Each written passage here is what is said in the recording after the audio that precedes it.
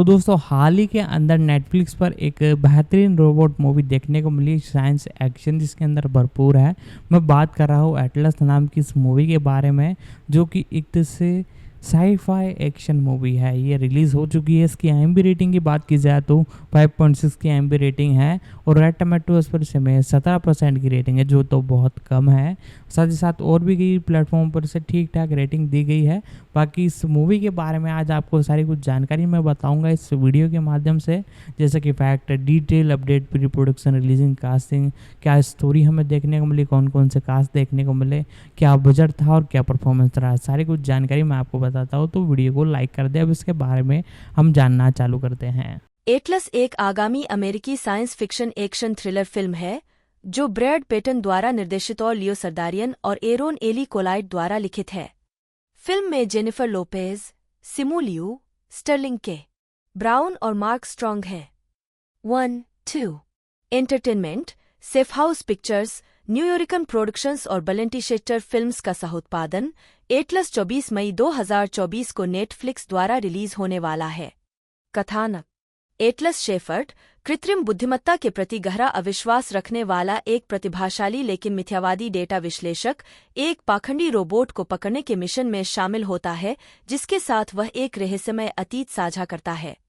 जब योजनाएं गड़बड़ा जाती हैं, तो AI से मानवता के भविष्य को बचाने की उसकी एकमात्र आशा उस पर भरोसा करना है।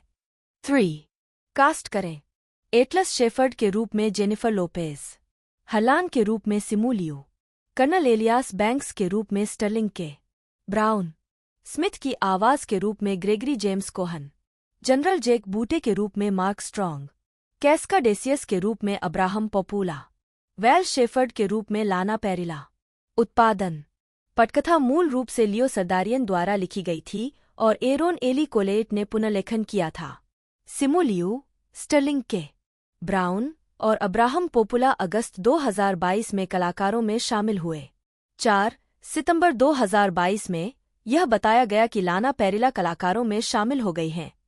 5 मुख्य फोटोग्राफी 26 अगस्त 2022 को लॉस एंजल्स और न्यूजीलैंड में शुरू हुई और 26 नवंबर को पूरी हुई। 6 रिलीज: एटलस 24 मई 2024 को नेटफ्लिक्स द्वारा रिलीज होने वाली है। ब्रैड पेटन, जन्म 27 मई 1978, एक कनाडाई फिल्म निर्माता हैं जिन्हें ड्वेन जॉनसन अभिनीत फिल्मों journey 2, the mysterious island 2012, San Andreas 2015 और रैम्पेज 2018 के साथ साथ नेटफ्लिक्स सीरीज डेब्रेक 2019 के निर्देशन के लिए जाना जाता है। जीवन और कैरियर: पीटन का जन्म गैंडर, न्यूफाउंडलैंड और लेब्राडोर, कनाडा में हुआ था। उन्होंने कैनेडियन फिल्म सेंटर से स्नातक की उपाधि प्राप्त की। उन्हें पहली बार Evelyn, the Cutest Evil Dead Girl 2002 नामक लघु फिल्म और गॉथिक कॉमेडी से प्रसिद्धि मिली। शुरुआत में फिल्म को पीटन के सहपाठियों को दिखाया गया, जिन्होंने ताली बजाकर इसका अनुमोदन किया। इस प्रकार फिल्म निर्माता जेरेमी पोडेस्वा ने सुझाव दिया कि पीटन को यह फिल्म न्यूयॉर्क में फिल्म उद्योग के एक वकील को भी दिखानी चाहिए। इसने फिल्म को फिल्म निर्माण अभिजात वर्ग के बीच वितरित करने की अनुमति दी। एवलिन 2002 में टोरंटो इंटरनेशनल फिल्म फेस्टिवल में भी नजर आईं। इसके बाद उन्होंने अवास्तविक क्लेमेशन टेलीविजन श्रृंखला what it's like being alone का निर्माण किया, जिसे 2006 में एक सीजन के लिए कनाडाई ब्रॉडकास्टिंग कॉरपोरेशन द्वारा चुना गया था। 2 कथित तौर पर पेटन के गुरुओं में से एक अमेरिकी अभिनेता टॉम हैंक्स थे। 1 अलोन के बाद पीटन ने 2010 में Cats and Dogs, the Revenge of Kitty Galore का निर्देशन किया। 2012 में उन्होंने Journey to the Center of the Earth के सफल सीक्वल का निर्देशन किया, जिसका नाम जर्नी 2, द मिस्टीरियस आइलैंड था। 3 जिसमें मुख्य भूमिका निभाई थी। ड्वेन जॉनसन ने $325.9 मिलियन की कमाई की। 2015 में पीटन ने आपदा फिल्म सैन एंड्रियास का निर्देशन किया, जिसमें जॉनसन ने भी अभिनय किया। 4 और हॉरर फिल्म इनकार्नेट: पीटन ने ड्वेन जॉनसन अभिनीत फीचर फिल्म रूपांतरण रैम्पेज 2018 का निर्देशन किया, जो उनके तीसरे सहयोग को चिह्नित करता है। जून 2016 में यह पुष्टि की गई कि उन्होंने जेम्स वान द्वारा निर्मित मैलिग्नेंट मैन के फीचर फिल्म रूपांतरण का निर्देशन करने के लिए हस्ताक्षर किए हैं। 5 6-7-10 फरवरी 2017 को यह बताया गया कि पीटन आगामी आपदा फिल्म ब्लैक होल का निर्देशन, लेखन और निर्माण करेंगे, जिसका निर्माण 2018 की शुरुआत में शुरू होगा। 8 मार्च 2017 में यह बताया गया कि पीटन वीडियो गेम श्रृंखला जस्ट कॉज के एक फिल्म रूपांतरण का निर्देशन करेंगे, जिसमें जेसन मोमोआ अभिनय करेंगे। 9 जुलाई 2018 में यह घोषणा की गई थी कि पीटन को नेटफ्लिक्स पोस्ट एपोकैलिक कॉमेडी श्रृंखला डेब्रेक के कार्यकारी निर्माता, लेखक, निर्देशक और सहनिर्माता के रूप में श्रेय दिया गया था। 10 श्रृंखला का प्रीमियर 24 अक्टूबर 2019 को हुआ। 11 एरोन एली कोलाइट, कभी कभी एरोन कोलाइट को श्रेय दिया जाता है, एक अमेरिकी हास्य पुस्तक लेखक, टेलीविजन लेखक और निर्माता हैं, जिन्हें Netflix series Daybreak, NBC series Heroes और comic book series ultimate X Men पर उनके काम के लिए जाना जाता है। 1 कैरियर टेलीविजन कार्य। कोलेट ने टेलीविजन में अपनी शुरुआत 2006-07 तक हीरोज के पहले सीजन में सहनिर्माता के रूप में की। उन्होंने चौथे और अंतिम सीजन के समापन तक शो पर काम करना जारी रखा। अंततः उन्हें सहकार्यकारी निर्माता के रूप में पदोन्नत किया गया। इस दौरान उन्हें 10 एपिसोड लिखने का श्रेय दिया गया। 2012 में उन्होंने एबीसी में स्टीवन स्पीलबर्ग द्वारा निर्मित मॉक्यूमेंट्री थ्रिलर श्रृंखला द रिवर में एक लेखक और सहकार्यकारी निर्माता के रूप में काम किया। उन्होंने 2 एपिसोड लिखे, जिसमें जैक एस्ट्रिन और माइकल ग्रीन के साथ श्रृंखला के समापन का सलेखन भी शामिल है। 2012 में कोलेट के पास टीएनटी में ट्रूपर नामक एक पायलट था, जिसमें मीरा सोर्विनो ने एक अपरंपरागत राज्य सैनिक के रूप में अभिनय किया था और जेरी ब्रुकहाइमर द्वारा निर्मित कार्यकारी था। हालांकि टीएनटी 2013 की शुरुआत में पायलट के पास से गुजर गया। 2 जून 2016 में यह घोषणा की गई थी कि कोलेट स्टार ट्रेक डिस्कवरी के लेखन स्टाफ में शामिल हो गए थे। 3 जुलाई 2018 में यह घोषणा की गई थी कि कोलेट को नेटफ्लिक्स पोस्ट एपोकैलिक कॉमेडी श्रृंखला डेब्रेक के कार्यकारी निर्माता, श्रोता, लेखक और सहनिर्माता के रूप में श्रेय दिया गया था। 4 श्रृंखला का प्रीमियर 24 अक्टूबर 2019 को हुआ। 5 उन्होंने नेटफ्लिक्स के लॉक एंड की और रोकू के द स्पाइडरविक क्रॉनिकल्स का विकास, कार्यकारी निर्माण और लेखन भी किया। 6 फिल्म कार्य।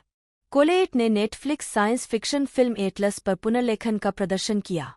7 कोलेट की अन्य पटकथाओं में वार्नर ब्रदर्स स्टूडियो में द एंड नामक एक सर्वनाशी नाटक शामिल है, जिसका निर्देशन ड्रू बैरीमोर द्वारा किया जाएगा।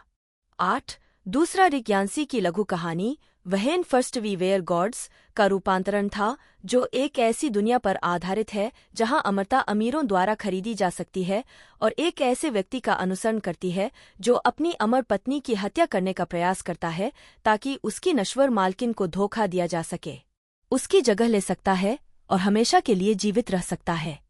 9 अल्टीमेट एक्समैन। 2008-09 में कोलेट ने comic book series ultimate X Men पर लेखक के रूप में काम किया, जिसमें 3 स्टोरी आर्क्स लिखीं, एब्सोल्यूट पावर, अल्टीमेटम और ultimatum X men requiem. Joby Harold एक अंग्रेजी पटकथा लेखक, निर्माता और निर्देशक हैं जो अपने निर्माता भागीदार टोरी टनेल के साथ सेफ हाउस पिक्चर्स चलाते हैं। कंपनी की सहस्थापना 2005 में हुई थी। कैरियर। हेरोल्ड की नवीनतम परियोजनाएं आगामी फिल्में स्पेस माउंटेन 1 और एटलस 2 हैं, जिनमें जेनिफर लोपेज, सिमू लियू और स्टर्लिंग के ब्राउन मुख्य भूमिका में हैं। दोनों का निर्माण वे टनल के साथ मिलकर करेंगे। वे मोनार्क, लेगेसी ऑफ मॉन्स्टर्स 3 पर भी काम कर रहे हैं, जिसमें कर्ट रसेल, वायट रसेल, रेन वाटेबे, अन्ना सवाई और किर्सी क्लेमेंस मुख्य भूमिका में हैं। हेरोल्ड माइक मिशेल के निर्देशन में बनी फिल्म IF-4 विकसित कर रहे हैं, जिसमें टिफनी है एडिश मुख्य भूमिका में होंगी। हाल ही में उन्होंने डिज्नी प्लस के लिए ओबीवान केनोबी श्रृंखला लिखी और कार्यकारी रूप से निर्मित की। 5 और बम्बलबी की अगली कड़ी के रूप में पैरामाउंट पिक्चर्स के लिए transformers rise of the beasts पर भी काम किया, जो लाइव एक्शन ट्रांसफॉर्मर्स फिल्म श्रृंखला की आखिरी फिल्म है। वार्नर ब्रदर्स के लिए एक विज्ञापन थ्रिलर क्लोकर, जिसे सेफ हाउस पिक्चर्स निर्मित कर रहा है। इससे पहले उन्होंने जॉन विक चैप्टर 2 पर लिखने के बाद कार्यकारी अधिकारी जॉन विक चैप्टर 3 पैराबेलम का निर्माण किया था। उन्होंने डॉग लिमन के लिए एज ऑफ टुमारो का कार्यकारी निर्माण भी किया, जिसमें टॉम क्रूज और एमिली ब्लंट ने अभिनय किया। साथ ही साथ king Arthur legend of the sword के सलेखन भी किए, जिसमें चार्ली हनम और जूड लॉ ने अभिनय किया, जिसे उन्होंने और टोरी टनेल ने अपने सेफ हाउस बैनर के तहत निर्मित किया। उन्होंने डीसी एक्सटेंडेड यूनिवर्स के हिस्से के रूप में आगामी सुपरहीरो फिल्म द फ्लैश के लिए एक ड्राफ्ट भी लिखा, जिसे निर्देशित करने के लिए मैथ्यू वॉन और रॉबर्ट जेमेकिस औपचारिक रूप से चक्कर लगा रहे थे। इसके बाद सैम राइमी, मार्क वेब और फिल लॉर्ड और क्रिस मिलर आए। उन्होंने निर्देशक जैक स्नाइडर और शेहटन के साथ zombie film army of the dead का सलेखन किया, जो मई 2021 में नेटफ्लिक्स पर रिलीज हुई थी। उनकी कंपनी सेफ हाउस पिक्चर्स कई परियोजनाओं का निर्माण कर रही है, जिसमें निर्देशक रिडले स्कॉट के लिए बैटल ऑफ ब्रिटेन स्टार से जुड़े माइकल बी जॉर्डन के साथ लिबरेटर्स, पेट्रिसिया आर्क्वेट के निर्देशन में बनी पहली फिल्म लव कैनाल और स्पेस इन्वेडर्स का फीचर रूपांतरण शामिल है। टेलीविजन में हेरोल्ड ने नेटफ्लिक्स पर महिला नाटक स्पिनिंग आउट का निर्माण किया, जिसमें जमरी जोन्स और काया स्कोडेलारियो ने अभिनय किया। वह पहले वीड रोड पिक्चर्स के साथ भागीदार थीं, जब तक कि उन्होंने 2015 में सोनी के साथ सौदा नहीं कर लिया। 6. उन्होंने पहले कार्यकारी ने WGN श्रृंखला अंडरग्राउंड का निर्माण किया था। हेरोल्ड ने 2005 में Hayden Christensen, Jessica Alba, Terrence Howard और लीना ओलिन अभिनीत फिल्म Awake for the Weinstein Company का लेखन और निर्देशन करके एक व्यवसाय में प्रवेश किया, जिसे टनेल ने भी निर्मित किया था। फिल्मोग्राफी। फिल्में वर्ष शीर्षक निर्माता लेखक निदेशक टिप्पणियां 2007 जागना नहीं हाँ वह स्वयं निर्देशन की शुरुआत 2014 कल की चौखट पर कार्यकारिणी नहीं डॉग लिमन साथ ही स्क्रिप्ट संशोधन भी 2016 मेरा अंधा भाई कार्यकारिणी नहीं सोफी गुडहार्ट। टोरी टनेल एक अमेरिकी निर्माता है जो अपने निर्माता भागीदार जॉबी हेरोल्ड के साथ सेफ हाउस पिक्चर्स चलाती हैं। 1. कंपनी की सहस्थापना 2005 में हुई थी। 2. दोनों ने वर्तमान में फीचर्स के लिए लेजेंडरी टीवी और अमेज़न प्राइम के साथ एक ओवरहेड टीवी डील की है। कैरियर। टनेल की नवीनतम परियोजनाएं जेनिफर लोपेज, सिमू लियू और स्टर्लिंग के ब्राउन अभिनीत आगामी फिल्में स्पेस माउंटेन 3 और एटलस 4 हैं। दोनों का निर्माण वह हेरोल्ड के साथ करेंगी। वह नए show Monarch Legacy of Monsters 5-6 पर भी काम कर रही है, जिसमें Kurt Russell, Wyatt Russell, Ren Watabe, Anna Sawai और किर्सी क्लेमेंस अभिनीत लेजेंडरी शामिल हैं। टनेल फिल्म IF-7 का विकास कर रहे हैं, जिसमें माइक मिशेल निर्देशन से जुड़े हैं और टिफनी है एडिश अभिनय करने के लिए तैयार हैं। टनेल और हेरोल्ड ने विभिन्न शैलियों में फिल्में बनाई हैं। गाय रिची के king Arthur legend of the sword से लेकर चार्ली हनम और जूड लॉ अभिनीत SXSW माई ब्लाइंड ब्रदर की ब्रेकआउट कॉमेडी तक, जिसमें एडम स्कॉट, निक क्रोल और जेनी स्लेट अभिनीत महत्वपूर्ण हिट टीवी शो अंडरग्राउंड दक्षिण से भागने वाले दासों के बारे में है। नेटफ्लिक्स पर ice skating drama spinning out में काया स्कोडेलारियो और जमरी जोन्स और जॉनी वियर ने अभिनय किया है। कंपनी ने सामग्री की एक विस्तृत श्रृंखला का निर्माण करने की तीव्र क्षमता दिखाई है। हेरोल्ड और टनेल की कई फिल्में निर्माणाधीन हैं, जिनमें माइकल बी जॉर्डन के साथ लिबरेटर्स, वार्नर ब्रदर्स में अभिनय से जुड़े, बैटल ऑफ ब्रिटेन जिसे रिडले स्कॉट फॉक्स के लिए निर्देशित करने से जुड़े हैं, विंक जो टनेल के ऑनलाइन डेटिंग के अपने अनुभवों पर आधारित है। उनकी मां पेट्रिसिया आर्क्वेट के निर्देशन में बनी पहली फिल्म और सच्ची कहानी पर आधारित ड्रामा लव कैनाल, ऑस्कर विजेता लेखक डेविड सीडलर द्वारा वार्नर ब्रदर्स के लिए लिखी जाने वाली सीमित श्रृंखला मैरीज मोज़ेक आदि शामिल हैं। मूल रूप से न्यूयॉर्क में स्थित टनेल ने अपने करियर की शुरुआत स्वतंत्र सुविधाओं का निर्माण करते हुए की, जिनमें शामिल हैं जेसी ईसेनबर्ग और जस्टिन बार्था अभिनीत होली रोलर्स जिसका प्रीमियर सनडांस 2009 में हुआ था, Liam Neeson, Michael Douglas, Joan Allen, Nathan Lane और डोनाल्ड सदरलैंड अभिनीत ट्रम्बो जिसका प्रीमियर टोरंटो फिल्म फेस्टिवल 2007 में हुआ था, और अवेक जॉबी हेरोल्ड द्वारा लिखित और निर्देशित है, जिसमें जेसिका अल्बा, हेडन क्रिस्टेंसन और टेरेंस हॉवर्ड ने अभिनय किया है। व्यक्तिगत जीवन। टनेल ने जॉन्स हॉपकिंस विश्वविद्यालय से फी बीटा कप्पा में स्नातक की उपाधि प्राप्त की और अब हेरोल्ड और उनके 3 बच्चों के साथ रहते हैं। फिल्मोग्राफी। वर्ष शीर्षक श्रेय दिया गया। 2004 दुनिया का सबसे अच्छा चोर सहयोगी निर्माता। 2005 आंतरिक युद्ध सहयोगी निर्माता। 2007 ट्रम्बो निर्माता, 2007 जागना सह-निर्माता। जेनिफर लिन एफ्लेक, 1, नी लोपेज, जन्म 24 जुलाई 1969, 2, जिसे उनके उपनाम जेलो के नाम से भी जाना जाता है, एक अमेरिकी अभिनेत्री, गायिका और नर्तकी हैं। लोपेज को अक्सर नृत्य की रानी कहा जाता है। उन्हें अपने समय के सबसे प्रभावशाली मनोरंजनकर्ताओं में से एक माना जाता है। 3, उन्हें हॉलीवुड में लातीनी अमेरिकियों के लिए बाधाओं को तोड़ने और संगीत में लैटिन पॉप आंदोलन को आगे बढ़ाने में मदद करने का श्रेय दिया जाता है।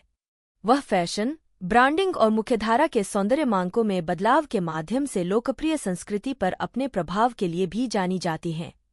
लोपेज ने अपने करियर की शुरुआत एक डांसर के रूप में की। उन्होंने 1991 में स्केच कॉमेडी श्रृंखला इन लिविंग कलर में फ्लाई गर्ल के रूप में टेलीविजन पर शुरुआत की। बाद में वह सेलेना 1997, एनाकोंडा 1997 फिल्मों में प्रमुख भूमिकाओं के साथ एक अभिनेत्री के रूप में प्रमुखता से उभरीं, और आउट ऑफ साइट 1998 ने उन्हें सबसे अधिक भुगतान पाने वाली लैटिन अभिनेत्री के रूप में स्थापित किया। उन्होंने अपने पहले एल्बम ऑन द 6, 1999 के साथ संगीत उद्योग में सफलतापूर्वक कदम रखा। 2001 में वह अपने दूसरे एल्बम जेलो और romantic comedy the wedding planner के साथ संयुक्त राज्य अमेरिका में नंबर 1 एल्बम और फिल्म बनाने वाली पहली महिला बनी। तब से वह रोमांटिक कॉमेडीज में अभिनय के लिए जानी जाने लगीं, जिनमें made in Manhattan 2002, shall we dance 2004 और मॉन्स्टर इन लॉ 2005। लोपेज ने 2002 में 2 एल्बम जारी किए। J2 था एलो, द रीमिक्स और दिस इज मी। फिर पहला यूएस बिलबोर्ड 200 में शीर्ष पर पहुंचने वाला पहला रीमिक्स एल्बम बन गया। मीडिया की छानबीन और उनकी फिल्म गिगली 2003 की असफलता ने उनके करियर को मंदी की ओर अग्रसर किया। उसके बाद के एल्बमों में रीबर्थ 2005 और कोमो अमा ऊना मुजेर 2007 शामिल थे। बाद वाले ने डेब्यू स्पेनिश एल्बम के पहले सप्ताह के बिक्री रिकॉर्ड तोड़ दिए। 2011 में लोपेज अमेरिकन आइडल में जज के रूप में प्रमुखता में लौटीं और एल्बम लव जारी किया। 2010 के उत्तरार्ध में उन्होंने एक कॉन्सर्ट रेजिडेंसी का प्रदर्शन किया। Police drama series shades of blue 2016 से 2018 में अभिनय किया। वर्ल्ड ऑफ डांस 2017 से 2020 में जज के रूप में काम किया और क्राइम ड्रामा हसलर्स 2019 में अपने प्रदर्शन के लिए आलोचनात्मक प्रशंसा प्राप्त की। 80 मिलियन से अधिक रिकॉर्ड बिकने के साथ लोपेज के सबसे सफल एकल में शामिल हैं If You Had My Love, Waiting for Tonight, Let's Get Loud, Love Don't Cost a Thing, I'm Real, Ain't It Funny, Jenny from the Block, All I Have, Get Right और On the Floor. 4-5 उनकी प्रशंसाओं में Hollywood walk of fame पर 1 star, billboard icon award और Michael Jackson video vanguard award शामिल हैं। उन्हें time द्वारा दुनिया के 100 सबसे प्रभावशाली लोगों और फोर्ब्स द्वारा दुनिया की 100 सबसे शक्तिशाली महिलाओं में स्थान दिया गया है। उनके अन्य उपक्रमों में एक लाइफस्टाइल ब्रांड, सौंदर्य और फैशन लाइनें, सुगंध, एक प्रोडक्शन कंपनी और एक धर्मार्थ फाउंडेशन शामिल हैं। प्रारंभिक जीवन। जेनिफर लिन लोपेज का जन्म 24 जुलाई 1969 को न्यूयॉर्क शहर के ब्रोंक्स में हुआ था और उनका पालनपोषण इसके कैसल हिल पड़ोस में हुआ था। 6, 7, 8 उनके माता पिता डेविड लोपेज और ग्वाडालूप रोड्रिग्ज प्यूर्टो रिको में पैदा हुए थे और उनकी मुलाकात न्यूयॉर्क शहर में हुई थी। 9, 10 सेना में सेवा देने के बाद डेविड ने गार्जियन इंश्योरेंस कंपनी में कंप्यूटर तकनीशियन के रूप में काम किया। 11 ग्वाडालूप लोपेज के जीवन के पहले 10 वर्षों तक एक गृहिणी थीं और बाद में उन्होंने टपरवेयर विक्रेता, 12 और एक किंडरगार्टन और जिम शिक्षक के रूप में काम किया। 13 शादी के 33 साल बाद 1990 के दशक में उनका तलाक हो गया। 12 लोपेज एक मध्यम बच्चा है। उसकी एक बड़ी बहन लेस्ली और एक छोटी बहन लिंडा है। 14 तीनों ने एक शयनकक्ष साझा किया। 15 लोपेज ने अपनी परवरिश को सख्त बताया है। 16 उनका पालनपोषण एक रोमन कैथोलिक परिवार में हुआ था। वह हर रविवार को मास में शामिल होती थीं और कैथोलिक शिक्षा प्राप्त करती थीं। होली फैमिली स्कूल और all girls Preston high school में जाती थीं। 17 स्कूल में लोपेज ने राष्ट्रीय स्तर पर ट्रैक दौड़ा, जिम्नास्टिक में भाग लिया और सॉफ्टबॉल टीम में थे। 18 उन्होंने स्कूली संगीत कार्यक्रमों में नृत्य किया और गॉडस्पेल के निर्माण में मुख्य भूमिका निभाई। 19 उन्होंने खुद को टॉमबॉय और बहुत एथलेटिक बताया। 20 आमतौर पर प्यूर्टो रिकान घराने में बहुत सारा संगीत था। 21 और लोपेज और उनकी बहनों को पारिवारिक कार्यक्रमों के लिए गाने, नृत्य करने और अपने स्वयं के नाटक बनाने के लिए प्रोत्साहित किया गया था। 22-23 वेस्ट साइड स्टोरी ने युवा लोपेज पर एक विशेष प्रभाव डाला, जो कम उम्र से ही एक मनोरंजनकर्ता बनना चाहता था। 17 एक किशोरी के रूप में उन्होंने Kips Bay boys and girls club में फ्लेमिंको, जैज और बैले सीखा। 17 और केरी वाशिंगटन सहित युवा छात्रों को नृत्य सिखाया। 24 हाई स्कूल से स्नातक होने के बाद उन्होंने एक लॉ फर्म में अंशकालिक सचिवीय नौकरी की और एक सेमेस्टर के लिए न्यूयॉर्क के बारूक कॉलेज में व्यवसाय का अध्ययन किया। 25-26-18 साल की उम्र में उन्होंने मैनहट्टन के फिल ब्लैक डांस स्टूडियो में एक पूर्णकालिक छात्र के रूप में दाखिला लिया, जहां उन्होंने पहले ही जैज और टैप डांस में रात की कक्षाएं ले ली थीं। 16-15-17 नृत्य में करियर बनाने के लिए कॉलेज छोड़ने के उसके फैसले से उसके माता पिता नाखुश थे। लोपेज के अनुसार उसके माता पिता को लगा कि यह मूर्खतापूर्ण है, क्योंकि किसी लैटिना ने ऐसा नहीं किया। 19 उसकी मां ने उसे पारिवारिक घर से बाहर चले जाने के लिए कहा और उन्होंने 8 महीने तक बातचीत करना बंद कर दिया। 22-27 लोपेज मैनहट्टन चले गए और पहले कुछ महीनों तक डांस स्टूडियो के कार्यालय में सोए। 16-15-17 आजीविका 1989 से 1996 पेशेवर नृत्य और प्रारंभिक अभिनय भूमिकाएं।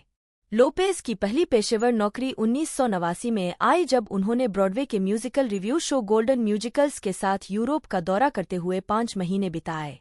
वह कोरस की एकमात्र सदस्य होने के कारण परेशान थी, जिसके पास एकल गीत नहीं था, और बाद में उसने इसे एक महत्वपूर्ण क्षण के रूप में वर्णित किया जहां उसे कड़ी मेहनत करनी पड़ी और अधिक प्रतिबद्ध होना पड़ा। 28-29 1990 में उन्होंने यो के एक एपिसोड में एमसी है एमर के साथ नृत्य किया। एमटीवी रैप्स 30 और सिंक्रोनिसिटी में कोरस सदस्य के रूप में 4 महीने तक जापान की यात्रा की। 17 जब वह संयुक्त राज्य अमेरिका लौटीं तो उन्हें 1991 के अमेरिकी संगीत पुरस्कारों में new kids on the block के गेम्स प्रदर्शन के लिए एक बैकअप डांसर के रूप में काम पर रखा गया था। 31 उन्होंने संगीत में जीसस क्राइस्ट सुपरस्टार और ओक्लाहोमा की क्षेत्रीय प्रस्तुतियों के साथ अमेरिका की यात्रा भी की। 32 इस अवधि के दौरान लोपेज ने डॉग ई फ्रेश के समर टाइम, रिचर्ड रोजर्स के कैंट स्टॉप लविंग यू, ईपीएमडी के रैम्पेज 33 और सामंथा फॉक्स सहित संगीत वीडियो में भी नृत्य किया। मुझे चोट पहुंचाओ, लेकिन पैंट चालू रहे। 34 लोपेज ने कहा, मैं 50 रुपये के लिए कूड़े के टुकड़े वाले रैप या पॉप वीडियो में नृत्य करूंगा और पूरे महीने पैसे कमाऊंगा। 35 एक पेशेवर डांसर के रूप में उनकी सबसे हाई प्रोफाइल नौकरी स्केच कॉमेडी टेलीविजन श्रृंखला इन लिविंग कलर में फ्लाई गर्ल जैज फंक डांसर के रूप में थी। शो की कोरियोग्राफर रोजी पेरेज ने कहा कि उन्होंने लोपेज को इसलिए चुना क्योंकि उनके पास वह लुक था जिसे मैं जानती थी कि दर्शक देखेंगे। 36 लोपेज नौकरी के लिए 1991 के अंत में लॉस एंजल्स चली गईं। उन्होंने दिन में इन लिविंग कलर को फिल्माया और रात में आरोन स्पाइसर द्वारा सिखाए गए अभिनय वर्गों में भाग लिया। 17 लोपेज को उनकी कामुक आकृति के कारण अन्य फ्लाई गर्ल्स द्वारा बहिष्कृत महसूस हुआ और पेरेस के साथ उनका टकराव भी हुआ। 36 वर्जिन रिकॉर्ड्स के प्रमुख ने स्पाइस गर्ल्स को टक्कर देने के लिए द फ्लाई गर्ल्स को एक लड़की समूह के रूप में साइन करने पर विचार किया। 29 1993 के अंत में उन्हें जैक्सन के साथ जेनेट वर्ल्ड टूर पर जाना था, लेकिन उन्होंने इसके बजाय अभिनय करियर को आगे बढ़ाने का विकल्प चुना। 37 लोपेज ने इन लिविंग कलर के निर्माता एरिक गोल्ड को अपना मैनेजर नियुक्त किया। उन्होंने लोपेज को सलाह दी कि अगर वह अभिनेत्री के रूप में सफल होना चाहती है तो उन्हें अपना वजन कम करना चाहिए। 38 लोपेज की पहली पेशेवर अभिनय नौकरी टेलीविजन शो साउथ सेंट्रल 1994 में एक छोटी सी आवर्ती भूमिका थी। उन्हें एक कास्टिंग डायरेक्टर द्वारा पायलट के ऑडिशन के लिए आमंत्रित किया गया था, जिन्होंने उन्हें लिविंग कलर सेगमेंट में पर्दे के पीछे के दौरान कैमरे से बात करते हुए देखा था। 17 इसके बाद उन्होंने एक एजेंट हासिल किया और उन्हें सीबीएस शो सेकेंड चांस में कास्ट किया गया। श्रृंखला तुरंत रद्द कर दी गई, लेकिन दर्शकों के बीच उनकी लोकप्रियता के कारण उन्हें इसके स्पिन-ऑफ होटल मालिबू में लिया गया। 39 इसके बाद वह television film lost in the wild 1993 में दिखाई दी। 40 ग्रेगोरी नवा के 1995 के नाटक मी फमिलिया में अपनी पहली प्रमुख फिल्म भूमिका के लिए लोपेज को सर्वश्रेष्ठ सहायक अभिनेत्री के लिए इंडिपेंडेंट स्पिरिट अवार्ड के लिए नामांकन मिला। 41 इसके बाद उन्होंने एक्शन कॉमेडी मनी ट्रेन 1995 में अभिनय किया। फिल्म बॉक्स ऑफिस पर सफल नहीं रही, हालांकि उनके प्रदर्शन की सकारात्मक समीक्षा की गई। 42 जिसके कारण उन्हें हॉलीवुड में और अधिक पहचान मिली।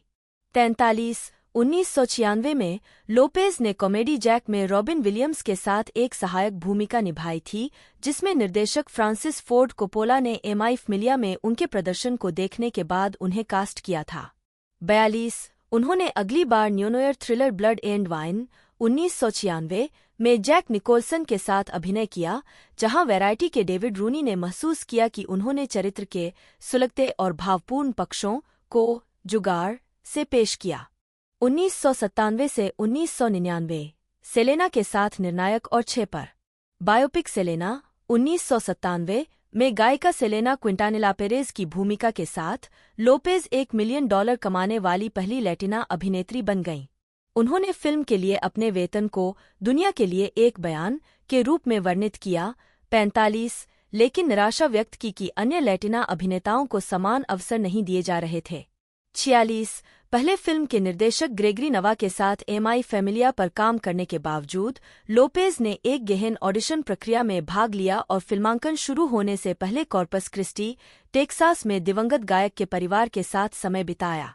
47 48 सेलेना बॉक्स ऑफिस पर हिट रही और लोपेज के प्रदर्शन को आलोचनात्मक प्रशंसा मिली।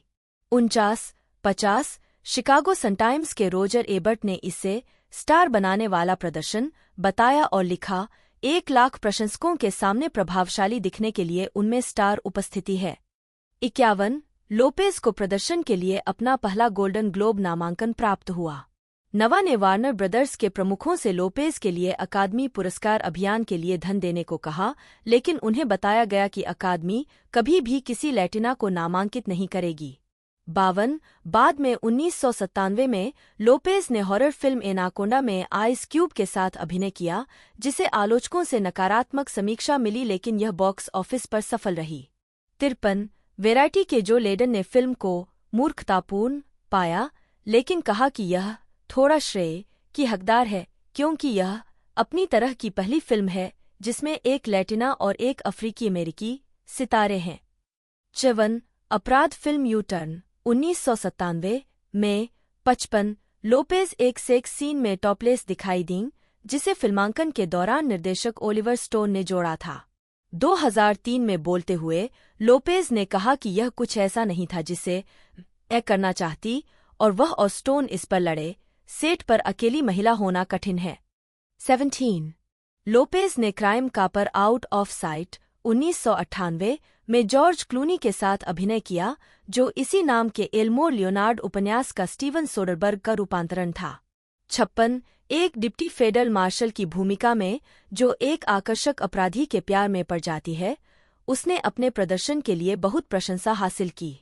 57 58 न्यूयॉर्क टाइम्स की जेनेट मैस्लिन ने इसे अपनी अब तक की सर्वश्रेष्ठ फिल्म भूमिका के रूप में वर्णित किया है, और वह इसमें आकर्षकता और धैर्य दोनों लाती है। अगर कड़ी मेहनत करने वाले पिस्तौल से भरे बम की कल्पना करना कठिन होता पेज, यहाँ इससे आसान कुछ नहीं हो सकता। 59 लॉस एंजल्स टाइम्स के तुरान ने लोपेज को एक ऐसी अभिनेत्री के रूप में वर्णित किया जो पूरी तरह से सख्त और बेहद कामुक हो सकती है, और कहा कि फिल्म ने एक महिला के रूप में उनकी स्थिति को मजबूत किया है, जिसके इर्दगिर्द आप आत्मविश्वास से एक फिल्म बना सकते हैं। 60 2021 में द गार्जियन के पीटर ब्रडशॉ ने लोपेज और क्लूनी की साझेदारी को सिनेमा इतिहास में ऑन स्क्रीन केमिस्ट्री के सर्वश्रेष्ठ उदाहरणों में से एक बताया। 61 इसके अलावा 1998 में लोपेज ने एनिमेटेड फिल्म एंड्स में एज़टेका की आवाज दी, 57 और कोका कोला और लोरियल के राष्ट्रीय प्रवक्ता बनकर उत्पाद समर्थन में कदम रखा।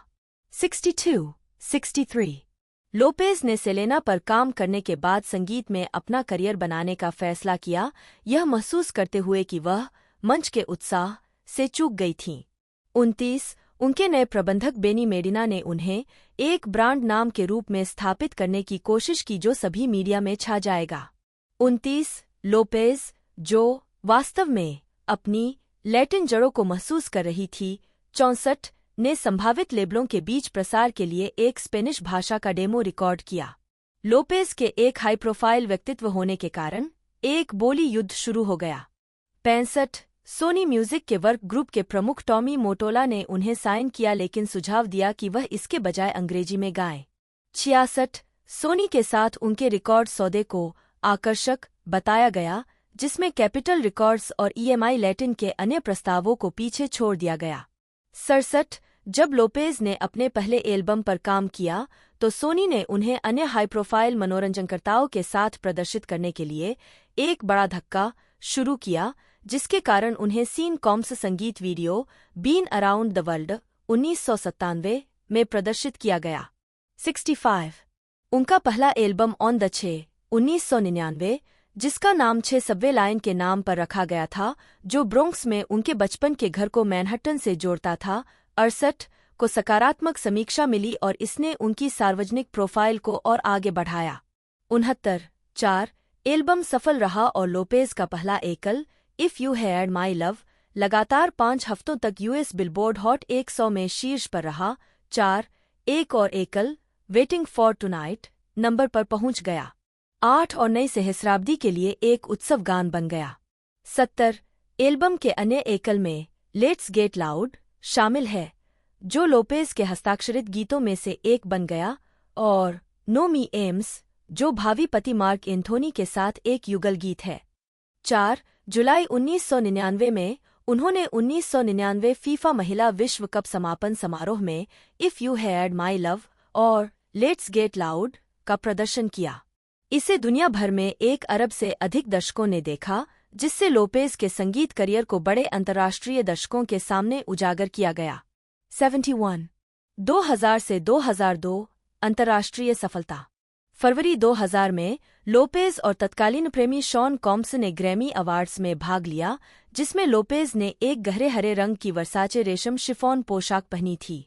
बेहतर पोशाक ने दुनिया भर का ध्यान आकर्षित किया और गूगल के इतिहास में सबसे लोकप्रिय खोज क्वेरी बन गई, जिससे गूगल इमेजेस का निर्माण हुआ। 73 जबकि लोपेज के एल्बम और मूवी टिकट की बिक्री में वृद्धि हुई। 74 उस वर्ष के अंत में लोपेज ने मनोवैज्ञानिक थ्रिलर द सेल में अभिनय किया, जिसके लिए उन्हें $4 मिलियन का वेतन मिला। 69 फिल्म जिसमें लोपेज ने एक मनोवैज्ञानिक की भूमिका निभाई थी, जो एक हत्यारे के दिमाग में प्रवेश करने के लिए कट्टरपंथी प्रयोगात्मक चिकित्सा का उपयोग करता है, को मिश्रित समीक्षा मिली, लेकिन यह बॉक्स ऑफिस पर सफल रही। 75 लोपेज जनवरी 2001 में अपने दूसरे एल्बम जेलो और romantic comedy the wedding planner की रिलीज के साथ नंबर 1 फिल्म और एल्बम एक साथ पाने वाली पहली महिला बनी, जिसमें उनके सहकलाकार मैथ्यू मैककोनागी थे। 76 वेडिंग प्लानर को अत्यधिक नकारात्मक समीक्षा मिली, लेकिन यह बॉक्स ऑफिस पर सफल रही। 77 द विलेज वॉइस की जेसिका विंटर ने पाया कि फिल्म में लोपेज को गलत तरीके से बटन डाउन ब्रह्मचारी महिला के रूप में दिखाया गया है। 78 लोपेज ने अपने एल्बम का शीर्षक जेलो उपनाम के नाम पर रखा, जिसे उनके प्रशंसक और मीडिया तेजी से इसी नाम से संदर्भित कर रहे थे। उन्होंने जेलो को अपने स्टेज नेम के रूप में भी अपनाया। 79 जेलो को आलोचकों से ध्रुवीकृत समीक्षाएं मिलीं, लेकिन यह उनके करियर का सबसे सफल एल्बम बन गया, जिसकी दुनिया भर में 12 मिलियन प्रतियां बिकीं। 80 इसमें एकल love Don't Cost a thing शामिल है, जो विभिन्न देशों में नंबर 1 पर पहुंच गया। 4 आई एम रियल, जिसमें जारूल शामिल है, जो बिलबोर्ड हॉट 100 में शीर्ष पर पहुंच गया। 81 क्या यह मजेदार नहीं है, और चलाए एल्बम के समर्थन में लोपेज ने प्यूर्टो रिको में 2 कॉन्सर्ट रेजिडेंसी का प्रदर्शन किया, जिसे बाद में नवंबर 2001 में एनबीसी विशेष जेनिफर लोपेज इन कॉन्सर्ट के रूप में प्रसारित किया गया। लगभग 12 मिलियन दर्शकों के साथ यह संयुक्त राज्य अमेरिका में वर्ष के सबसे ज्यादा देखे जाने वाले विशेष संगीत कार्यक्रमों में से एक था। 2001 के अन्य कार्यों में लोपेज ने अपना पहला व्यावसायिक उद्यम जेनिफर लोपेज की क्लोथिंग लाइन जेलो लॉन्च किया। लाइन ने सभी आकार की महिलाओं को ध्यान में रखा, क्योंकि लोपेज को लगा कि फैशन उद्योग में कामुक महिला को लगभग नजरअंदाज कर दिया गया था।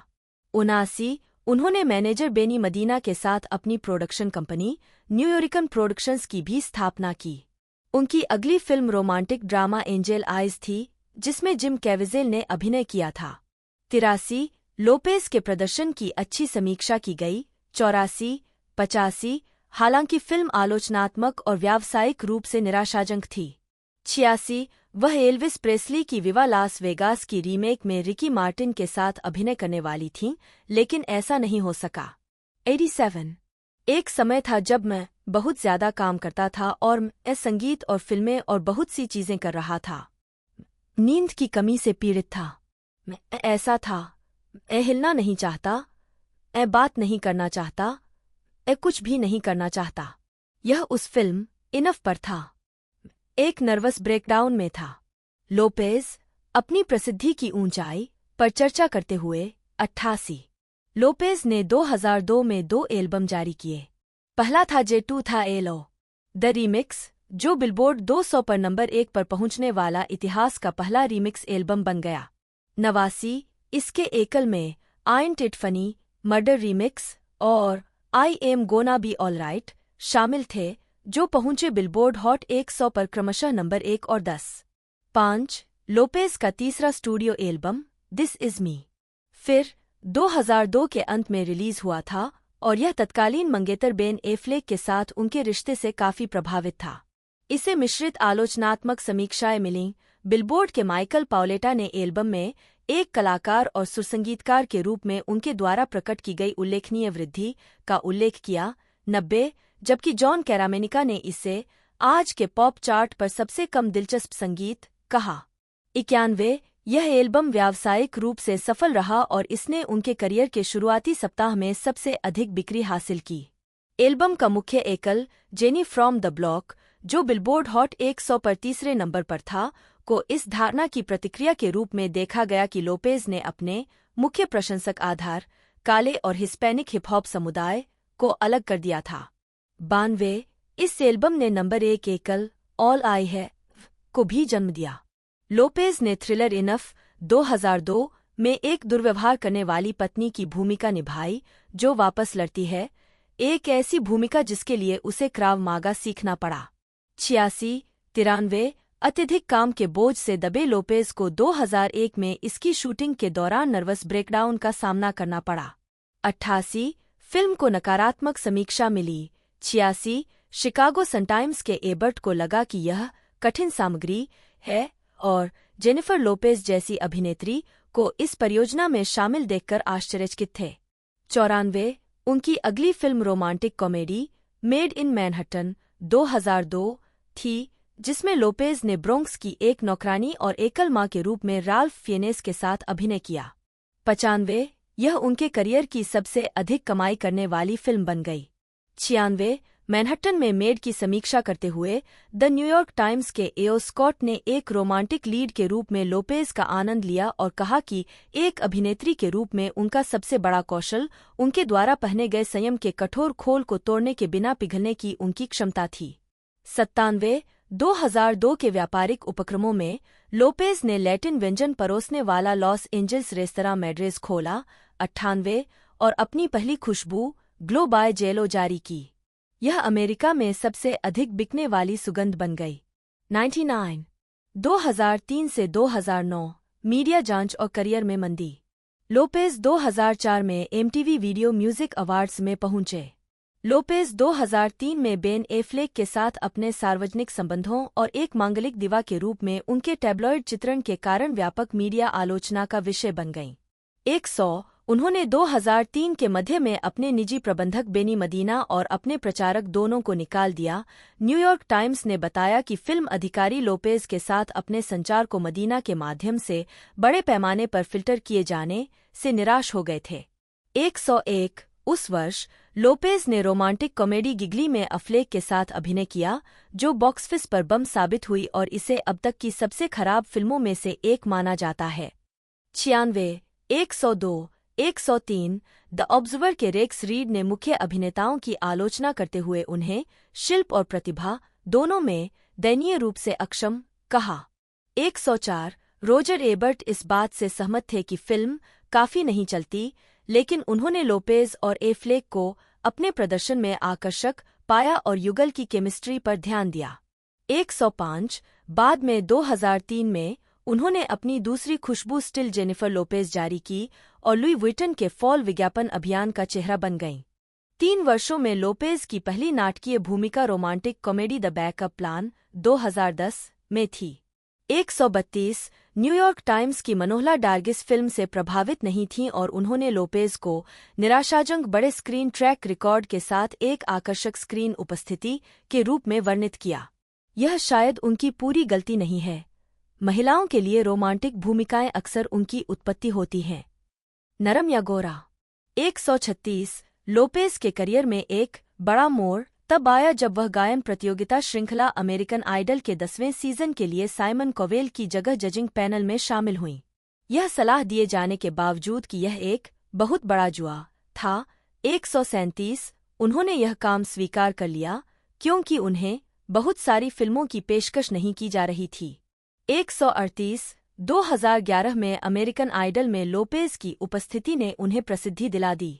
138 फोर्ब्स की हन्ना इलियट ने इसे एक उल्लेखनीय वापसी के रूप में वर्णित करते हुए लिखा, आइडल ने उसे मानवीय बना दिया। जो दर्शक केवल ध्यान खींचने वाले सायरन को जानते थे, उनकी मुलाकात एक मेहनती, स्वनिर्मित, सहानुभूतिपूर्ण एकल माँ से हुई जो प्रतियोगियों के ऐसा करने पर भावुक हो गई। ठीक है, और जब वे असफल हुए। 133 लोपेज ने बाद में वह अनुभव किया जिसे बिलबोर्ड ने संगीत करियर का अब तक का सबसे प्रभावशाली रियलिटी टीवी आधारित कायाकल्प कहा।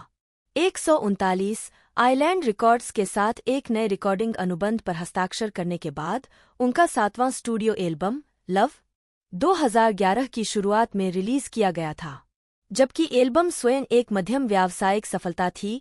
128 एकल ऑन द फ्लोर एक महिला कलाकार द्वारा वर्ष का सबसे अधिक बिकने वाला एकल था। 140 यह बिलबोर्ड हॉट 100 पर तीसरे नंबर पर पहुंच गया और ऑल आई है के बाद मुख्य कलाकार के रूप में उनका सबसे अधिक चार्टिंग वाला एकल बन गया। 141 एल्बम ने 2 और एकल आई एम इनटू यू और पापी का निर्माण किया। 139 लगभग इसी समय लोपेज लोरियल, जिलेट वीनस, टूस और फिएट के ब्रांड एम्बेसडर बन गए। 133 उन्होंने कोहल्स के लिए टॉमी हिलफिगर के साथ कपड़े और घरेलू सामान की श्रृंखला जेनिफर लोपेज कलेक्शन भी लॉन्च किया। संग्रह ने अपने पहले वर्ष के दौरान अनुमानित $3 बिलियन की बिक्री अर्जित की। 137 लोपेज 2012 में अमेरिकन आइडल के 11वें सीजन के लिए जज के रूप में लौटे और कथित तौर पर $20 मिलियन की कमाई की। 133 उस वर्ष उन्होंने अपने पूर्व लेबल एपिक रिकॉर्ड्स के साथ अपने अनुबंध संबंधी दायित्वों को पूरा करने के लिए अपना सबसे बड़ा hit album dance again the hits जारी किया। 142 लोपेज, जो एंथोनी को तलाक दे रही थी और परिवार के टूटने की योजना बना रही थी, को ऐसा लगा जैसे एल्बम का एकमात्र एकल डांस अगेन परफेक्ट मोमेंट पर उसके पास आया था। 143 dance again US billboard hot 100 पर 17वें नंबर पर पहुंच गया। लोपेज ने 2012 के मध्य में dance again world tour launch किया, जो उनका पहला प्रमुख संगीत कार्यक्रम था। इसने प्रति शो $1 मिलियन से अधिक की कमाई की। 144 उसी वर्ष उन्होंने एक लग्जरी टी शर्ट ब्रांड टियोलॉजी भी लॉन्च किया। 145 लोपेज ने 2012 में बड़े पर्दे पर वापसी की और film what to expect when you are expecting में कलाकारों के साथ अभिनय किया, जो इसी नाम की किताब पर आधारित है। 146 लोपेज ने animated film ice age, continental drift, ice age franchise की चौथी फिल्म में एक कृपाण दांत वाले बाघ शिरा को आवाज दी। 147, 148, इसके अलावा 2012 में एक टैलेंट शो क्यूवीवा द चॉजेन ने लोपेज, एंथोनी और निर्देशक कोरियोग्राफर जेमी किंग का अनुसरण किया जब उन्होंने लास वेगास शो के लिए नई प्रतिभा खोजने के लिए लैटिन अमेरिका के 21 देशों की यात्रा की। 149, 2013 में लोपेज ने क्राइम थ्रिलर पार्कर में जेसन स्टैथम के साथ अभिनय किया जिसमें उन्होंने लेस्ली की भूमिका निभाई। उनके प्रदर्शन को सकारात्मक समीक्षा मिली। शिकागो ट्रिब्यून ने लोपेज को नाटकीय, रोमांटिक, मजाकिया, उदास, उत्साहपूर्ण और हिंसक होने का अवसर देने के लिए भूमिका की सराहना की। दर्शक हर तरह से उनके साथ रहते हैं। 150, उस वर्ष लोपेज ने एकल लिव इट अप जारी किया, मोबाइल फोन खुदरा ब्रांड विवा मोबिल की स्थापना की। 151 और उन्हें नोवोटीवी का मुख्य रचनात्मक अधिकारी नामित किया गया। 152, 153 उन्होंने टेलीविजन श्रृंखला द फोस्टर्स 2013 से 2018 के कार्यकारी निर्माता के रूप में भी काम किया, जो एक समलैंगिक जोड़े के परिवार बढ़ाने के बारे में एक शो था। लोपेज की श्रृंखला में काम करने की इच्छा उनकी दिवंगत चाची द्वारा प्रेरित थी, जो समलैंगिक थीं। 154, 2014 में 25वें ग्लाड मीडिया अवार्ड्स में लोपेज एक सीजन की अनुपस्थिति के बाद लोपेज अपने 13वें सीजन के लिए अमेरिकन आइडल में लौट आए और कथित तौर पर $17.5 मिलियन की कमाई की। 155 उनका 8वां स्टूडियो एल्बम AKA 2014 के मध्य में कैपिटल रिकॉर्ड्स के माध्यम से जारी किया गया था, जिसकी बिक्री में कमी देखी गई और यह अमेरिका में उनका सबसे कम बिकने वाला एल्बम बन गया। 156 एल्बम ने 3 एकल बनाए, आई लुया पापी, जिसमें फ्रेंच मोंटाना, फर्स्ट लव और बूटी, जिसमें इग्गी अजालिया शामिल थे। वे बिलबोर्ड हॉट 100 पर क्रमशः 77, 87 और 18वें स्थान पर पहुंच गए। उसी वर्ष लोपेज ने पिटबुल और क्लाउडिया लेइटे के साथ 2014 फीफा विश्व कप के लिए आधिकारिक गीत VR1 ओले ओला जारी किया। लोपेज ने गहनों की एक श्रृंखला पर एंडलेस ज्वेलरी के साथ साझेदारी की। 157 और एक किताब ट्रू लव जारी की, जो न्यूयॉर्क टाइम्स की बेस्टसेलर बन गई। 158 2015 में द बॉय नेक्स्ट डोर की रिलीज देखी गई, जो एक कामुक थ्रिलर थी जिसे लोपेज ने सहनिर्मित किया और एक हाई स्कूल शिक्षक के रूप में अभिनय किया, जो एक छात्र के साथ जुड़ जाता है, जो अंततः उसके प्रति उसके खतरनाक जुनून की ओर ले जाता है। 159 फिल्म को समीक्षकों से नकारात्मक समीक्षा मिली। 160 इसके बावजूद मॉन्स्टर-इन-लॉ के बाद यह किसी लाइव एक्शन फिल्म के लिए बॉक्स ऑफिस पर उनकी सबसे सफल शुरुआत बन गई। 161 162 लोपेज ने एनिमेटेड फीचर होम में एक आवाज की भूमिका निभाई थी और फिल्म के आधिकारिक साउंडट्रैक में एकल फील द लाइट का योगदान दिया था। 163 164 उन्होंने वियोला डेविस के साथ स्वतंत्र drama film Leela and ewe में भी अभिनय किया। 165 2016 से 2021 टेलीविजन कार्य हसलर्स और सुपर बाउल LIV। जनवरी 2016 में लोपेज ने लास वेगास में प्लैनेट हॉलीवुड के ज़ैप्पोस थिएटर में एक concert residency show all I है वो शुरू किया।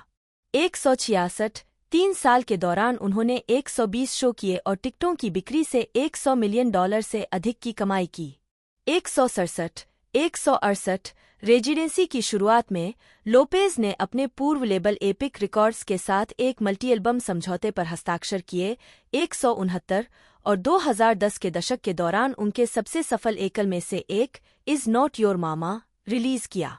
170 इसके अलावा 2016 में उन्होंने NBC की crime drama series shades of blue में अभिनय करना शुरू किया, जिसका उन्होंने कार्यकारी निर्माण भी किया।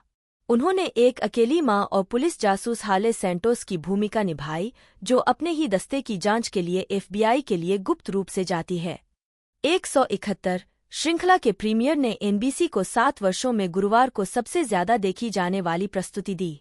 172 रे लियोटा के साथ अभिनीत लोपेज के प्रदर्शन को आलोचनात्मक प्रशंसा मिली। 173 174 उस वर्ष उन्होंने animated film ice age collision course 2016 में शिरा के रूप में अपनी आवाज की भूमिका भी दोहराई। 175 और ग्यूसेब्स नोटी के सहयोग से जूते और गहनों का एक कैप्सूल संग्रह डिजाइन किया। 176 लोपेज एमबीसी की नृत्य प्रतियोगिता श्रृंखला वर्ल्ड ऑफ डांस में कार्यकारी निर्माता और जज थीं। 177 जो मई 2017 के प्रीमियर पर रेटिंग में सफल रही। 178 179 उस वर्ष लोपेज ने एकल नी तू नी यो और अमोर अमोर अमोर रिलीज किए, जिन्हें उनके दूसरे स्पेनिश भाषा एल्बम पोर प्राइमेरा वेज में शामिल करने का इरादा था। 127 180 जिसे अंततः बंद कर दिया गया। 2017 के अंत में उन्हें कपड़ों की कंपनी गेस का नया चेहरा घोषित किया गया, जो कंपनी के इतिहास में सबसे उम्रदराज प्रवक्ता बन गईं। 181 2018 में लोपेज ने स्पेनिश और स्पेंग्लिश एकल की एक श्रृंखला जारी की, से अकाबो एल अमोर एल एनिलो डिनेरो, जिसमें डीजे खालिद और कार्डी बी और बैड बनी के साथ ते गुस्टे शामिल थे। फोर्ब्स ने नोट किया कि गाने क्रॉसओवर मुख्यधारा के स्तर पर पूरी तरह से जुड़ने में असमर्थ थे, लेकिन यूएस आधारित लैटिन चार्ट पर अधिक सफल थे। उनमें से लगभग सभी बिलबोर्ड लैटिन एयरप्ले चार्ट पर नंबर 1 पर पहुंच गए। 182 इंगलोट कॉस्मेटिक्स के सहयोग से उन्होंने एक सीमित संस्करण मेकअप संग्रह लॉन्च किया। 183 बाद में उन्होंने पीटर सेगल द्वारा निर्देशित कॉमेडी फिल्म सेकेंड एक्ट 2018 में अभिनय किया और कार्यकारी निर्माता बनी। 184 उन्होंने इसके साउंड ट्रैक के लिए एकल लिमिटलेस भी रिकॉर्ड किया। 185 सेकेंड एक्ट को समीक्षकों से मिलीजुली समीक्षा मिली। 186 लेकिन बॉक्स ऑफिस पर अच्छा प्रदर्शन किया और नाटकीय प्रदर्शन के दौरान 72.3 मिलियन डॉलर की कमाई की। 187 लोपेज ने जुलाई 2019 में अपने इट्स माई पार्टी टूर के दौरान प्रदर्शन किया। 2019 की पहली छमाही में लोपेज ने अपना 50वां जन्मदिन मनाने के लिए एक अंतर्राष्ट्रीय संगीत कार्यक्रम इट्स माई पार्टी की शुरुआत की। इस दौरे ने 38 शो से अनुमानित 54.7 मिलियन डॉलर की कमाई की। वैरायटी ने बताया कि अधिकांश शो बिक गए। 188 उन्होंने नए लेबल हिटको एंटरटेनमेंट के साथ भी अनुबंध किया और फ्रेंच मोंटाना पर आधारित एकल मेडिसिन जारी किया। 189 2019 की अन्य गतिविधियों में वह कोच ब्रांड का वैश्विक चेहरा बन गईं। 190 ब्रांड क्वे ऑस्ट्रेलिया के साथ धूप के चश्मे का एक संग्रह लॉन्च किया। 191 और मिलान फैशन वीक में अपनी ग्रीन वर्साचे पोशाक का एक अद्यतन संस्करण तैयार किया। वह 2 टेलीविजन श्रृंखलाओं गुड ट्रबल और थैंक्स मिलियन की कार्यकारी निर्माता भी बनी। 192 लोपेज कार्यकारी ने क्राइम ड्रामा फिल्म हसलर्स 2019 का निर्माण और अभिनय किया। लोरेंस कैफारिया द्वारा निर्देशित यह फिल्म एक सच्ची कहानी से प्रेरित है, जो मैनहट्टन स्ट्रिपर्स के एक समूह के बारे में है जो अमीर पुरुषों को धोखा देते हैं। 193 हसलर्स में एक अनुभवी स्ट्रिपर के रूप में लोपेज के चित्रण को आलोचकों से प्रशंसा मिली। कुछ लोगों ने इसे उनके अभिनय करियर का सर्वश्रेष्ठ प्रदर्शन माना। 194 195 196 इस फिल्म ने लोपेज को एक लाइव एक्शन फिल्म के लिए बॉक्स ऑफिस पर अपना उच्चतम शुरुआती सप्ताहांत भी दिया, जिसने 33.2 मिलियन डॉलर की कमाई की। 197 उनके प्रदर्शन को golden globe awards, screen actors guild awards, critics choice movie awards और इंडिपेंडेंट स्पिरिट अवार्ड्स में सर्वश्रेष्ठ सहायक अभिनेत्री के लिए नामांकन मिला। 198 हसलर्स की सफलता को विभिन्न मीडिया आउटलेट्स ने लोपेज की एक अभिनेत्री के रूप में वापसी के रूप में माना। 199 200 201 लोपेज 1999 से 2001 की शुरुआत तक रिकॉर्ड निर्माता और रैपर सीन कॉम्स, तब पफ डैडी के नाम से जाने जाते थे, के साथ बार-बार रिश्ते में थे।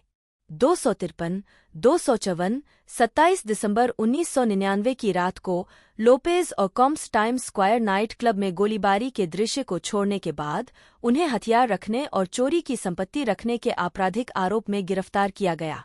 लोपेज के खिलाफ आरोप 1 घंटे के भीतर हटा दिए गए।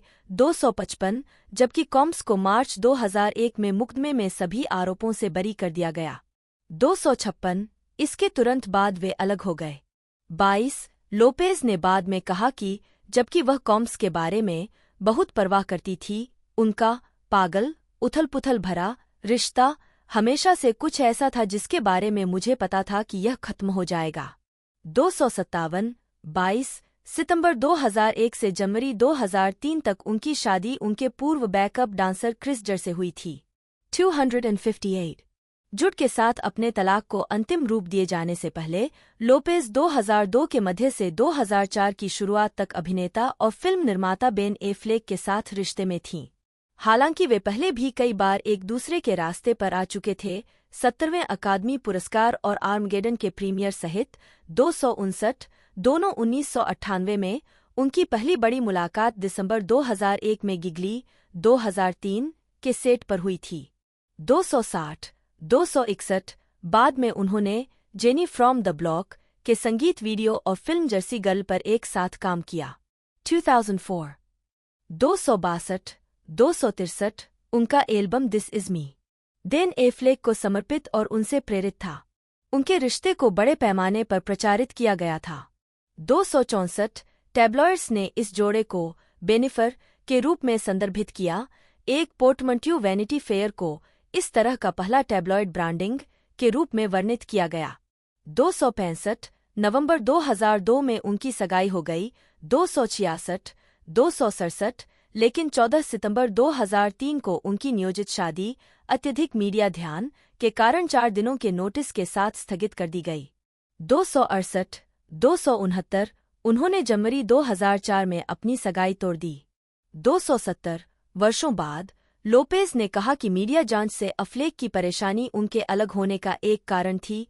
271 और इसे उनका पहला वास्तविक दिल टूटना बताया।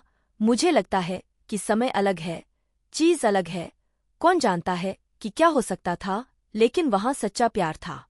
272 लोपेज और एंथोनी 2006 एफ्लेक के साथ अपने रिश्ते के बाद लोपेज ने साक्षात्कारों में अपने निजी जीवन पर चर्चा करना बंद कर दिया।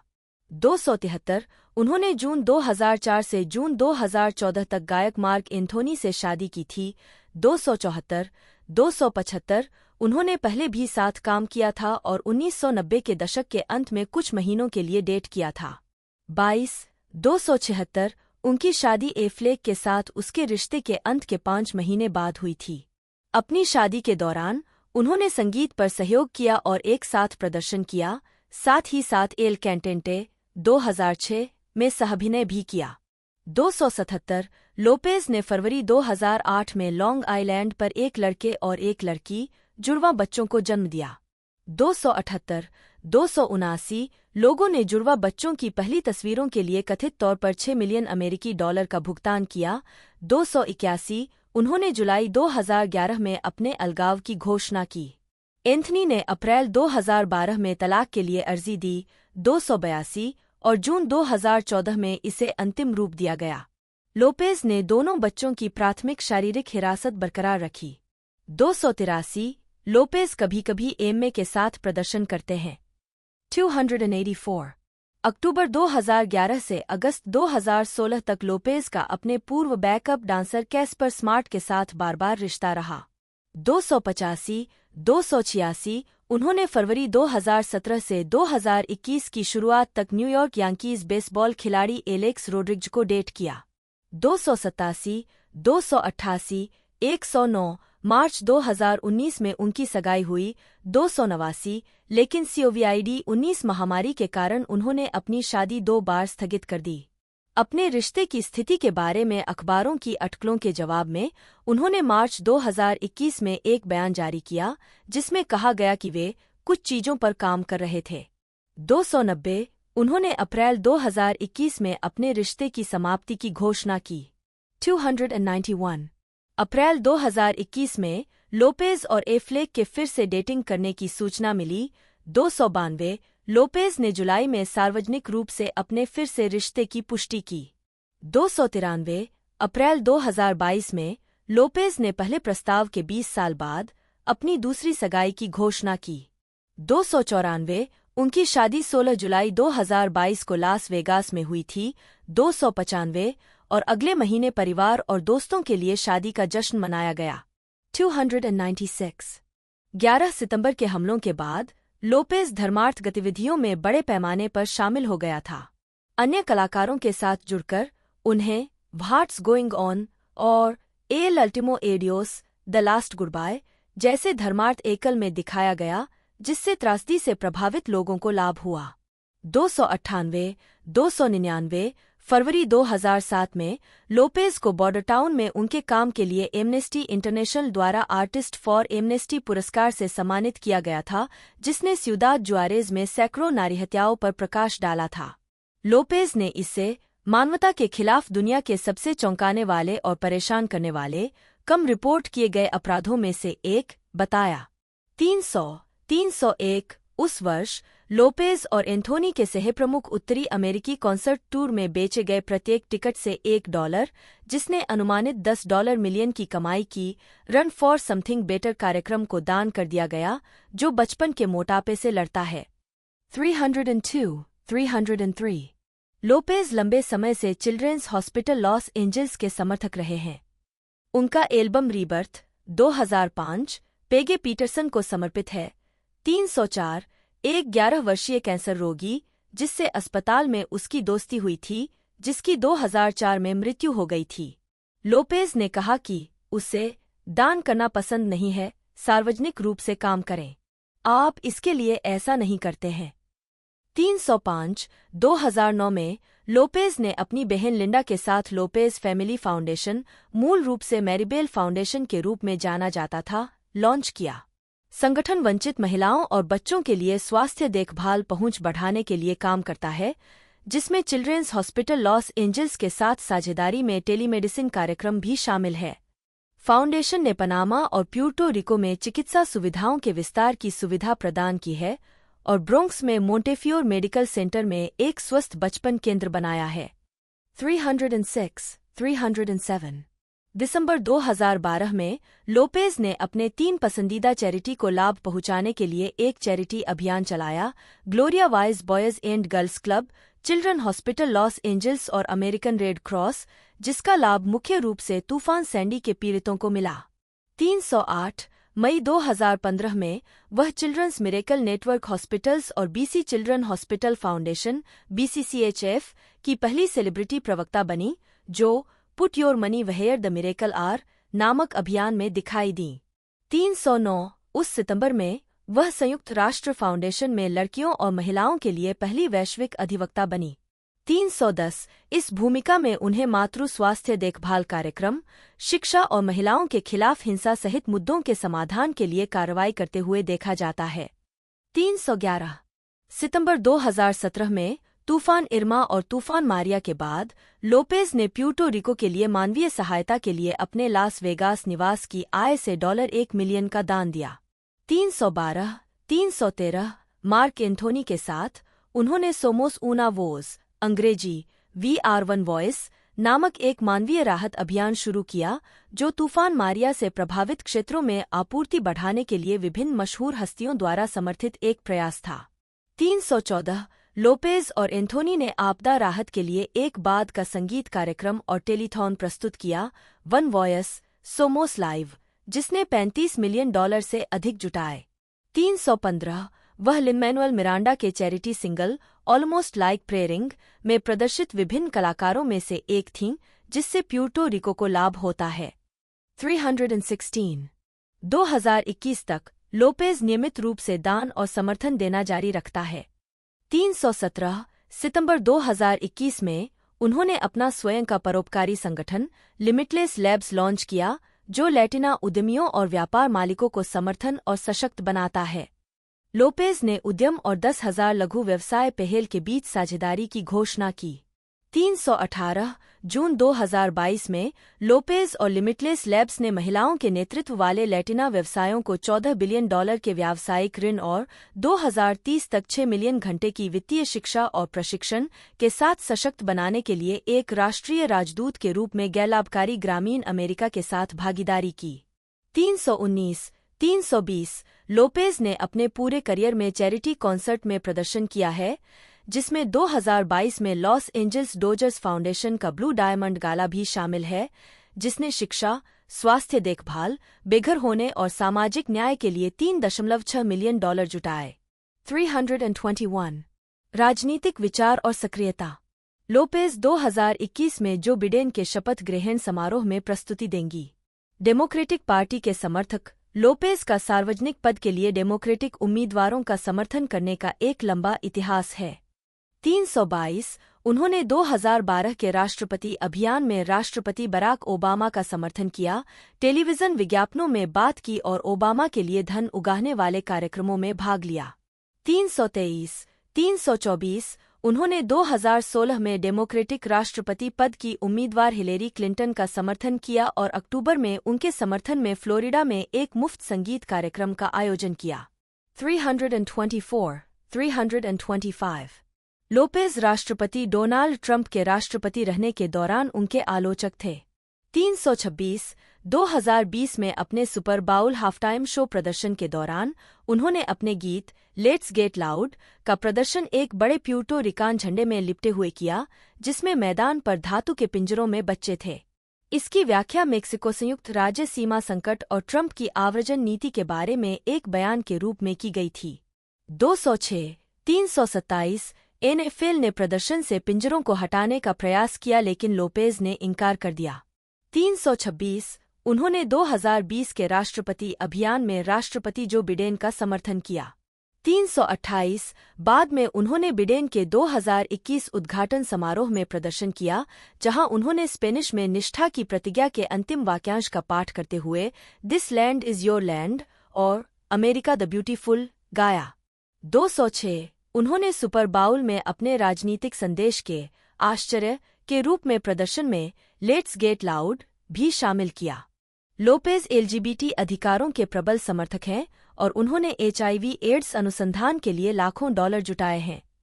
329 जून 2013 में एमफेआर ने उन्हें उनके परोपकारी कार्यों के लिए मानवतावादी पुरस्कार प्रदान किया। 329 उस सितंबर में उन्हें एलजीबीटी समुदाय के समर्थन के लिए मानवाधिकार अभियान द्वारा प्रस्तुत एली फॉर इक्वेलिटी पुरस्कार से सम्मानित किया गया था। 330 अगले वर्ष उन्हें ग्लैड वैंगार्ड पुरस्कार मिला। 331 जुलाई 2016 में लोपेज ने लिन-मैनुएल मिरांडा के सहयोग से love make the world go round नामक एकल रिलीज किया, जो ऑरलैंडो नाइट क्लब शूटिंग के पीड़ितों को लाभ पहुंचाता है। 332 उन्हें कई अन्य कलाकारों के साथ हैंड्स गाने में भी दिखाया गया था, जिससे ऑरलैंडो शूटिंग से प्रभावित लोगों को भी लाभ हुआ। 333 लोपेज ने 2016 में बिलबोर्ड पत्रिका से यूनाइटेड स्टेट्स कांग्रेस को लिखे एक खुले पत्र पर हस्ताक्षर किए, जिसमें बंदूक नियंत्रण पर कार्रवाई की मांग की गई थी। 334 जून 2020 में लोपेज ने व्यापक जॉर्ज फ्लॉयड विरोध प्रदर्शन के सिलसिले में लॉस एंजल्स में ब्लैक लाइव्स मैटर आंदोलन के विरोध प्रदर्शन में भाग लिया। 335 लोपेज टाइम अप आंदोलन के सक्रिय समर्थक भी रहे हैं। 336 जनवरी 2022 में वह मिशेल ओबामा की बहन वी ऑल वोट की सहाध्यक्षों में से एक बनी। 337 उन्होंने 2023 इजराइल-हमास युद्ध के दौरान गाजा पट्टी के लोगों के साथ एकजुटता व्यक्त की। आर्टिस्ट 4 सीजफायर नामक एक समूह के हिस्से के रूप में उन्होंने एक पत्र पर हस्ताक्षर किए, जिसमें राष्ट्रपति जो बिडेन से गाजा में तत्काल युद्धविराम का आह्वान करने का आग्रह किया गया। 338 कलात्मकता को प्रभावित लोपेज ने मैडोना को अपने पहले बड़े संगीत प्रभाव के रूप में उद्धृत किया है, यह समझाते हुए कि मेरे लिए यह सब मैडोना के बारे में था।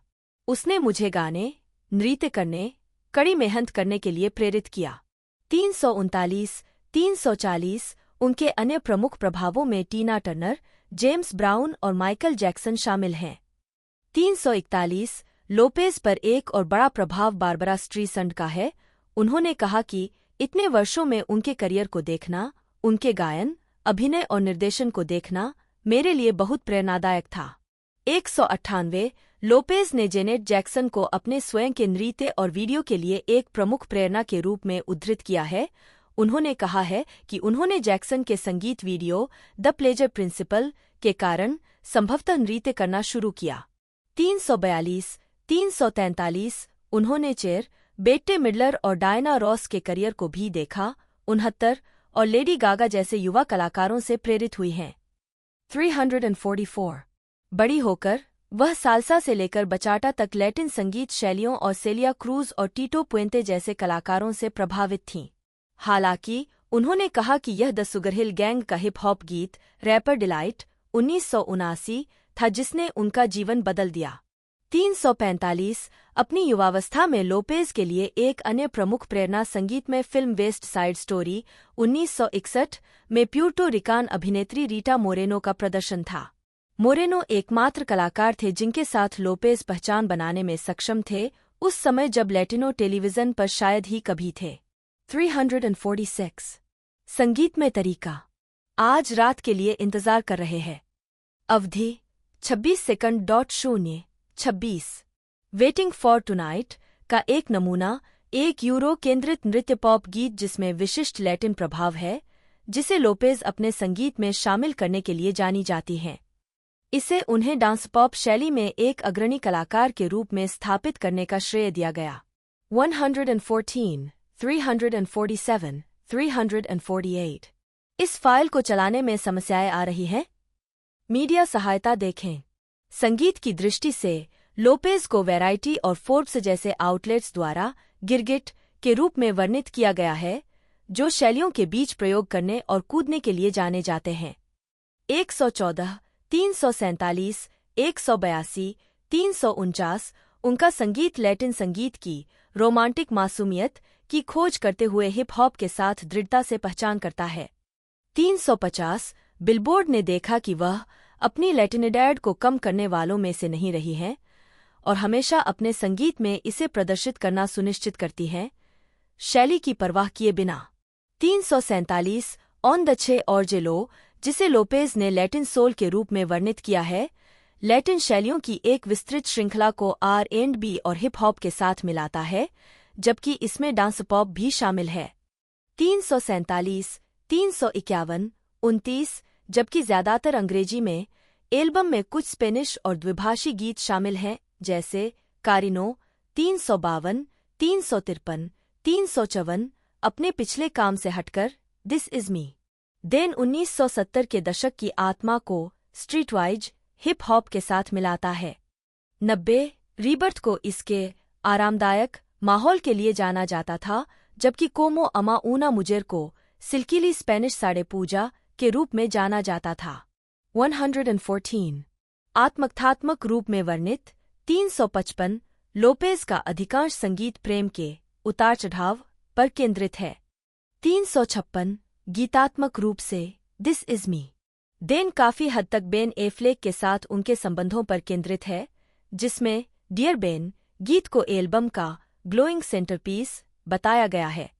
357 इसका sequel album This Is Me Now Affleck के साथ उसके पुनर्मिलन और विवाह से सूचित किया गया था। लोपेज ने इसे पिछले 2 दशकों की भावनात्मक, आध्यात्मिक और मनोवैज्ञानिक यात्रा कहा। 358 कोमो अमा उना मुजेर में रोमांस, दिल का दर्द और आत्मघृणा के बारे में आत्मविश्लेषणात्मक गीत हैं। 125 प्यार के संबंध में लोपेज ने कहा, अभी भी बहुत कुछ सीखना बाकी है और इसीलिए प्रश्न चिन्ह है। 356 लोपेज के संगीत में अन्य आवर्ती विषयों में ब्रोंक्स में उनका पालन पोषण 29, 359 सामाजिक वर्ग 349 और महिला सशक्तिकरण शामिल हैं। 360 लोपेज को उनकी हल्की सुरीली आवाज के लिए मिश्रित समीक्षाएं मिली हैं। 361 जिसे आलोचकों ने सीमित, रेडियोनुकूल और उनके संगीत के निर्माण से प्रभावित माना है। 362, 363 ऑन द छे के साथ बाल्टीमोर सन ने लोपेज को सांस लेने वाली, शैलीगत रेंज वाला लेकिन व्यक्तित्व की कमी वाला माना। 364 जबकि रोलिंग स्टोन ने टिप्पणी की, तनावपूर्ण गायन आतिशबाजी बनाने की विद्या के बजाय लोपेज कम R&B बड़बड़ाहट पर अड़े रहे एक राउंडवे सुपरस्टार की, जिसे बेल्ट लगाने की जरूरत नहीं है क्योंकि वह जानती है कि आप पहले से ही ध्यान दे रहे हैं। वह थोड़ी सी वावा करती है और बहुत सारी उल्टी बहुत दूर तक जाती है। दोस्तों रिलीजिंग डेट के बारे में बात की जाए तो 24 मई 2024 इसकी रिलीजिंग डेट थी और साथ ही साथ 120 मिनट टोटल इसकी रनिंग रन थी। साथ ही साथ इसे यूनाइटेड स्टेट में बनाया गया था, बाकी इंडिया के अंदर इसे हिंदी में भी लॉन्च किया गया था। तो इसका एक तरह से बजट भी बहुत भारी भरकम रहा था और बाकी परफॉर्मेंस इसकी ठीक ठाक रही है। अभी नेटफ्लिक्स पर ये लगभग 3 से 4 मिलियन लोगों द्वारा इसे देखा जा चुका है। बाकी अभी नंबर 1 या 2 पर नहीं आई है, धीरे धीरे लोगों द्वारा इसे पसंद किया जाएगा तो ये इम्प्रूव होती जाएगी। और बाकी इसका अगला कोई पार्ट अभी तक कंफर्म नहीं किया गया है। बाकी यदि आपने इस मूवी को देख लिया तो आप अपना रिव्यू नीचे लिख सकते हैं, और यदि आप इसे देखना चाहते हो तो यदि आप साइंस एक्शन मूवी एक तरह से पसंद करते हो तो वन टाइम आप इसे देख सकते हो। तो आज की इस वीडियो में दोस्तों इतना ही, मिलते हैं अगले वीडियो में।